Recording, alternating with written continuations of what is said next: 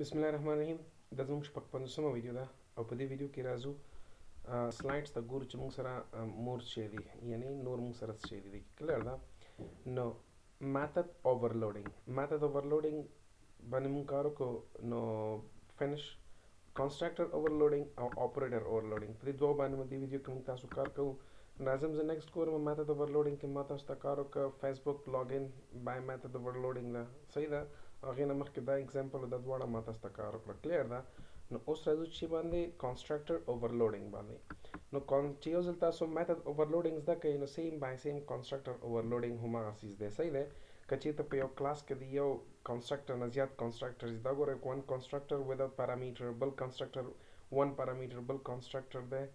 ما سره بس دوه کنسټرکټر دي نو دا مطلب دا دی چې ته کوم کنسټرکټر کال کوې ریګارډینګ ټو اټس وات پارامیټرز نو دا مطلب دا ده چې دا کنسټرکټر اوورلوډینګ دی که چېرته په یو کلاس کې زیاتره د یو کنسټرکټر زیات کنسټرکټرز وي هغې ته وایي کنسټرکټر اوورلوډینګ صحیح دی نو ګورئ تاسو سټرکچر یې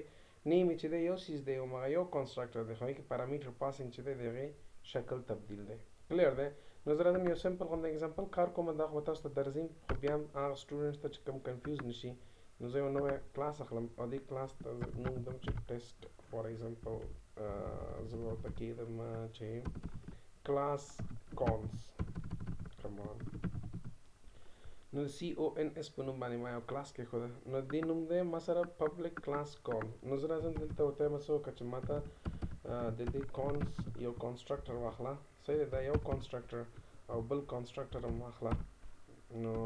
زه به راشم دلته ورته وایم چې کونس او دا ماته دوه کنسټرکټر شو خو دا کنسټرکټر زه هغې نه علیحده کوم نو دې کې به زه INT-X کېدم ورته صحیح شو دا مثلا دوه کنسټرکټر شو دې کې به زه کېدم سیسټم ډاټ آوټ ډاټ پرنټلن صحیح دی په دې باندې ما ډېر زیات پروګرامونه کار کړي دي مخکینی ویډیوز ته لاړ شئ زما وګورئ نو دا به مسله اوس ته نه وي زه به ورته وایم چې زیرو پارامیټر کنسټرکټر کلیر نو دا ما سره زیرو پارامیټر کنسټرکټر شو همدا به زه کاپي واخلم کنټرول C او دلته پیسټ کړم نو دا ما سره څه شو ون پارامیټر کنسټرکټر شو ون پارامیټر کنسټرکټر سمه ده نو هغې نه پس به زه راشم لاندې دلته به مین میتھډ واخلم مین صحیح دی پبلک static void main به واخلم string args به واخلم string args به واخلم او هغې نه پس به دلته زه واخلم څه د دې کلاس په هغه جوړ کړم آبجیکټ جوړ کړم cons object is equal to new cons صحیح دی نو فینش کالینګ ته ضرورت نشته کنسټرکټر بار بار ما ویلی دي نو دا به زیرو پارامیټر کنسټرکټر اتوماتیکلی کال کی ځکه دلته وګورئ تاسو دا زیرو پارامیټر کنسټرکټر دی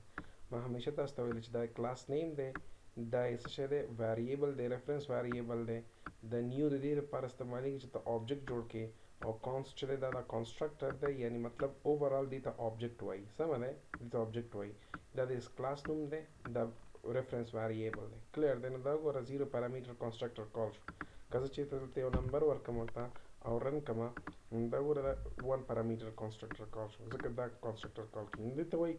کنسټرکټر اوورلوډینګ کلیر ده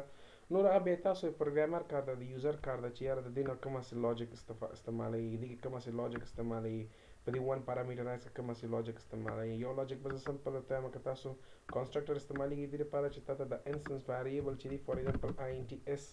دې کې زیرو پروت دی دې کې زیرو پروت دی دې کې څه نشته دی نو که ته غواړئ چې دا څه کې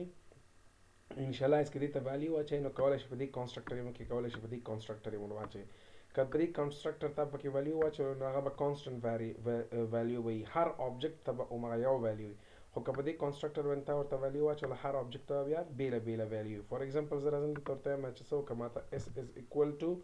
s is equal to 80 نو دا به هر آبجیکټ چې جوړی ګوره آبجیکټ 1 آبجیکټ 2 آبجیکټ 3 چې څومره آبجیکټ ته جوړی د s ویلیو به 80 که د دې په واسطه باندې ته انیشلایز کوئ صحیح ده که نه چې فار ایگزامپل s is equal to x نو بیا د هر آبجیکټ ویلیو به چینج راځي ګورئ ما تاسو ته دا مخکې ویلی زه دوباره درته وایم دا دی اوس ګوره فار ایگزامپل ما اوس یو آبجیکټ جوړ کړ دې ایگزامپل دی ښه ما یو آبجیکټ جوړ کړ نو دا 50 x ته راغی او x راغی s ته نو زه به راشم دلته ورته وایم چې ما ته کنسټرکټر s is equal to څه شی وکړه دلته ما ته څه واخله پلس s مې واخله صحیح د s ویلیو ښیه ګوره زه دا رن کوم څه کار کوي ماته دا ماته وایي چې د اس ویلیو دی 50 ده دغه اس ویلیو ځکه تا 50 ور پاس کړه x ته او x په اس کې واچوله سمه ده که زه یو بل آبجیکټ جوړوم فار ایگزامپل زه ورته وایم چې cons object 2 1 is equal to new cons صحیح دی که نه او دلته به زه ورته وایم چې فار ایگزامپل ما واخیسته چې 400 نو اوس وګورئ دوه ځلته ما دا دوه آبجیکټ ما جوړ کړي که زه دا رن کوم نو دا ځلته به د اس ویلیو 40 کلیر ده خو که ته چېرته فار ایگزامپل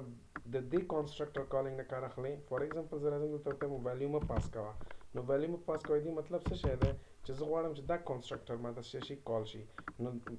نن پارامټرایز نو هر آبجیکټ د ټول آبجیکټو دپاره به شي سیم ویلیو به وي که چېرته ته دې ته څه وکړي دې کې ورته وایي چې اس از اکول ټو څه وکړه ماته اس شو کړه ورسره نو اوس ګوره د هره آبجیکټ ویلیو به هماغه 50 یا 80 وي چې څونه تا ورکړې دلته کلیر ده ورته نو دا دې دواړو په منځ کې فرق دی نو دا ما سره و کانسټرکټر اوورلوډینګ بله ویډیو کې تاسو ته زه وایم